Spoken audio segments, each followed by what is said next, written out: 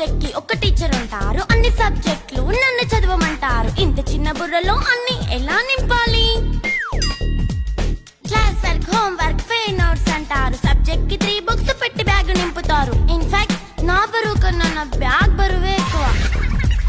క్వశ్చన్లు, ఆన్సర్లు, సర్ప్రైజ్ టెస్టులు అన్ని దాటుకొని మళ్ళీ స్కూల్ వ్యాన్ ఎక్కేసి అమ్మయ్య ఇక ఇంటికి వచ్చేసామనుకుంటే మార్క్స్ తక్కువ వస్తే చెయ్యాలి అసైన్మెంట్. రిపోర్ట్ కార్డ్ చూపిస్తే ఇంట్లో ఉన్న పనిష్మెంట్. హోమ్ వర్క్ చేయమంటూ మమ్మీ చంపుతుంటుంది. ట్యూషన్ టైం అయిందని డాడీ తరుముతుంటాడు. డాన్స్ క్లాస్ కి వెళ్ళమని తాతయ్య తిడతాడు. స్నాక్స్ తిని వెళ్ళమని నాన్నమ్మ ఆపుతుంది. ఇక అన్నీ అయిపోయాక కాసేపు టీవీ చూద్దామంటే మమ్మీ ఎంట్రీ ఇచ్చింది. బెడ్ ఎక్కమంది. చిన్న నాప్ తీసేలోపు తెల్లారిపోయింది.